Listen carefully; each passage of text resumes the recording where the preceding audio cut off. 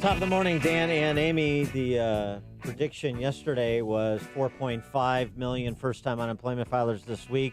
The number is 4.4 million. It's pretty accurate. I would have taken the over. I'm glad it was the under, but 4.4 million is a whole heck of a lot of people. That's 26.5 million people in 5 weeks. Just to give order of magnitude, some context here to these numbers, it took about 6 or 7 times as long during the Great Recession of 07 to 09 to get to that number of unemployed as it did. Wow. As it did the last 5 weeks. All the job gains since the Great Recession have now been wiped out. But I know it's for non-essential people, so that now I'm not worried. Andrew Cuomo set me straight on that. If you want to work, no problem. Go get yourself an essential job. Be essential, like an abortionist or a licensed dope dealer, and then you can go to work. No problem. Yeah, there's no openings at those jobs.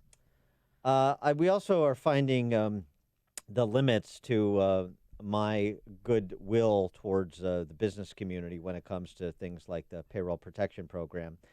The limit was hit when I read this from Jim Vanderhei over at Axios. Axios qualifies for a PPP loan. What? Yeah. We have taken a financial hit like other small businesses. Our physical event business is gone until the crisis subsides. Some ad buyers are pulling back to measure the economic fallout. Oh, do tell us, Jim. The media is getting crushed by the economic fallout. We qualify for just shy of $5 million, along with quick moves we made early in the crisis to reduce non-personnel expenses. This loan assures we can avoid layoffs and pay cuts for 200 people on the staff for the rest of the year, regardless of how much the economy deteriorates.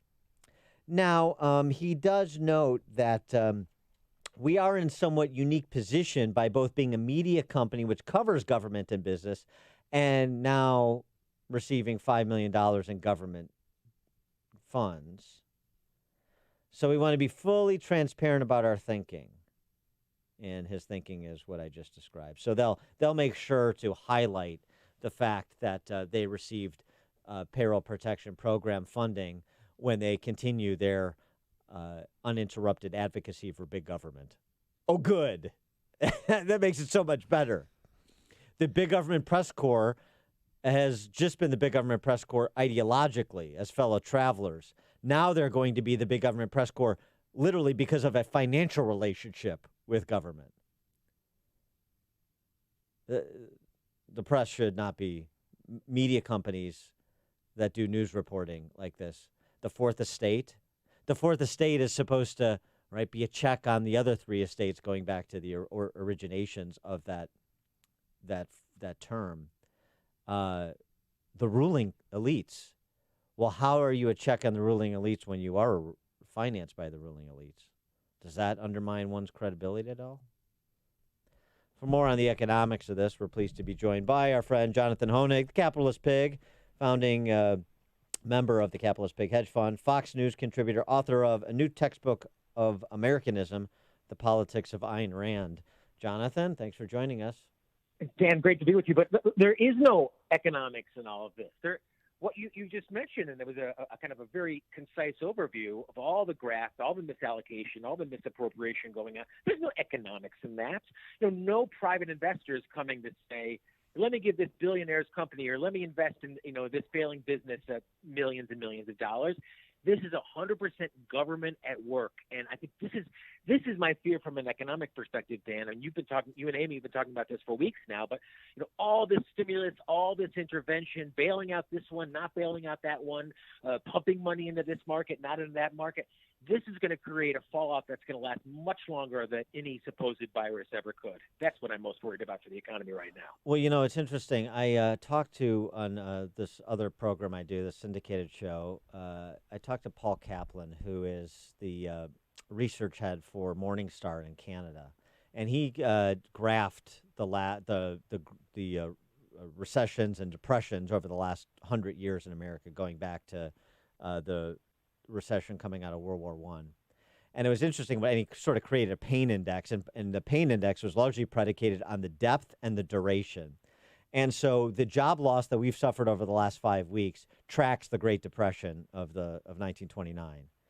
And what you find from his research is the depths of a depression, and this, sort of holding harmless or holding constant the policy choices made by government, but to some extent, really since the recession of the early 20s, where they went the opposite way, cut spending, cut taxes, tight money.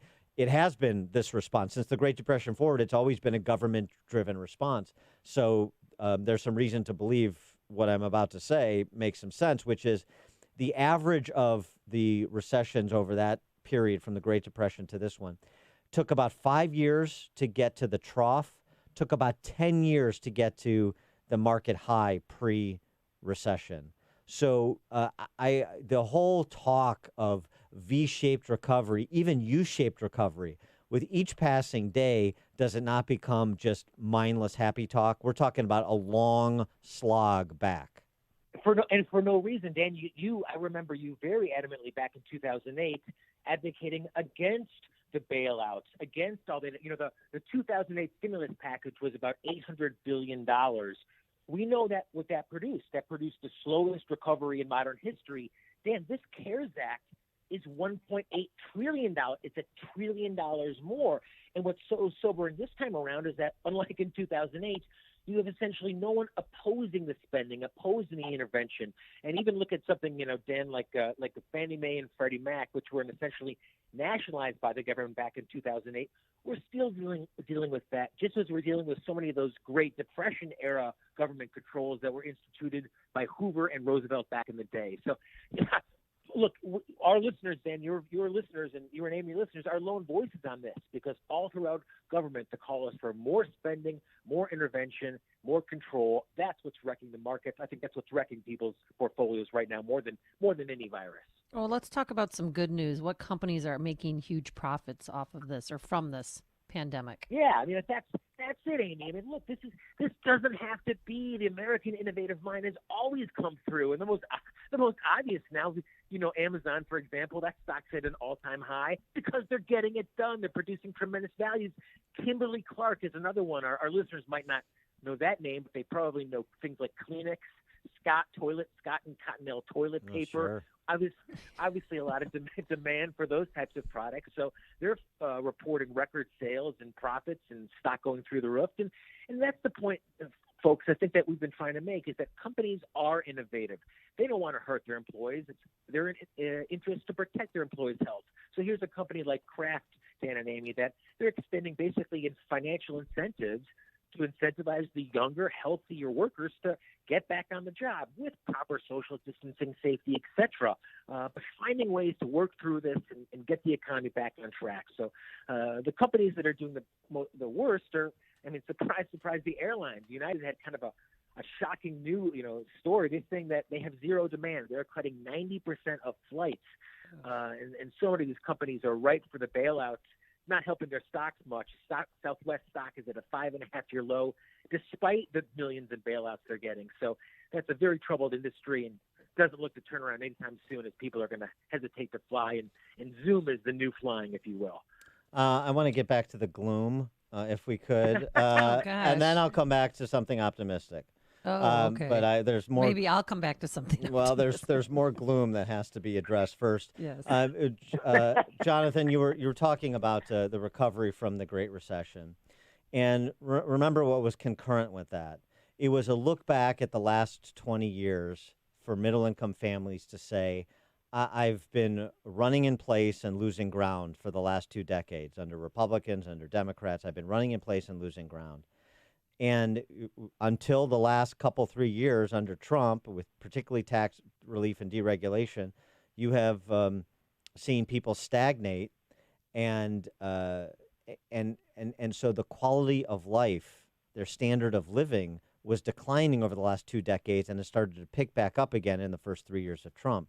What you're looking at right now, if the recovery is as slow or arguably even slower coming out of this than it was the Great Recession, is a reduced standard of living, quality of life for a generation. Yeah, it could be, or it could be more, Dan. I mean, your knowledge of history, particular economic history, I think people should learn a bit of it. And Japan is probably the best example. Their bubble economy burst in 1989. Their response was not that 1920s model that you mentioned of laissez-faire. They've been stimulating for years and years. And what's happened is, as you said, the average quality of life for the Joe Six-Pack, that all the stimulus is supposed to help, that's gone consistently downward. And that's my fear for the economy. Not that the market's going to plunge necessarily another 20 or 30%, although it certainly could, but that we're setting ourselves up for, as you said, Dan, decades of slow growth, slow innovation. That's always been the result whenever this type of stimulus has been tried. The more stimulus, the slower the recovery. And well, go ahead. Okay, age before beauty. How Indeed. does a barrel of oil become worthless? I mean, that was when it really hit home for a lot of Americans. We should be applauding it. I mean, it's pretty remarkable. Remember in 2004, everyone was talking about peak oil, right? Oh, Yeah. it's running out. It's going to be $200, $300 a barrel. Well, thanks to that, exactly that American innovation we're talking about, innovative companies, creative companies, finding new ways to be productive. We had this huge shale oil boom, whereas American companies all of a sudden started producing really more oil and helping to bring that price down and down. Now, what happened to make it negative, Amy, is that unlike milk, which you can pour down a drain, or crops, which you can literally leave in the fields, oil has to go somewhere. And there's so much of it now that there's limited storage capability. So what you've seen the last couple of days is, in effect, people who produce the oil, they've got to put it somewhere, paying negative prices, paying people, in effect, to take it off their hands. Yeah. We should be applauding it as an innovation. I mean, we all assumed that the price of gas was always going to go up. We're paying less for gas now than we did in the 1970s. And in fact, the biggest cost when you go to fill up at the tank these days is not oil, it's the taxes. No question, particularly in Illinois. John, the way you're talking about oil, though, going negative, I'm wondering if you're long on Exxon or anybody that has the ability to actually take stock and store oil, because that was one of the issues, right? Yeah, I mean, it's what's causing, I think, so much uncertainty, Dan, and what makes it so hard to be an investor now is that government intervention, because we don't know. I mean, and look, unfortunately, it's both sides of the aisle now. Every day they have a kind of new plan as to how they're going to stimulate it. You remember going back to, yesterday President Trump alluded to a phase 4 or a phase 5 of new bailout programs. And you remember going back to programs like cash for clunkers. All those efforts, as you look at the studies, ended up hurting, for example, the low-income Americans as it pushed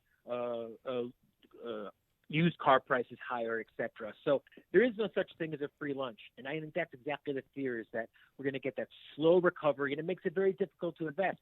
I do think if you're looking 10, 15 years out, then this will be forgotten. This will be an anomaly that should not and has no reason to affect the American stock market long term. But in the short term, it's really economy's being run out of Washington right now, not Wall Street, and that should make people much more concerned. Yeah, and as Keynes said, in the long run, we're all dead. So, the short run matters. I want to go back to an opportunity we have, and I think this was nicely captured by Mark Andreessen, this piece that he wrote, which is on, I believe, his company website, Andreessen Horowitz. For Mark Andreessen, billionaire investor, founder of the first web browser, Netscape, and so on and so forth. U of I guy, grad actually, from Wisconsin. It's a time to build, is what he argues. What we've seen during this is that no Western country or state or city was prepared. All the systems failed. These institutions that we have built are too static, and there's too much inertia protecting a status quo that doesn't serve us. Now is a time to build. He writes that you don't just see the smug complacency in political circles. It's throughout our life in the West. You see it on how cities are designed. You see it in education. You see it even in manufacturing. He writes, the problem is desire. We need to want things. The problem is inertia. We need to want things more than we want to prevent things. The problem is regulatory capture. We want new companies to build these things, new systems, the way we do all of these things in life.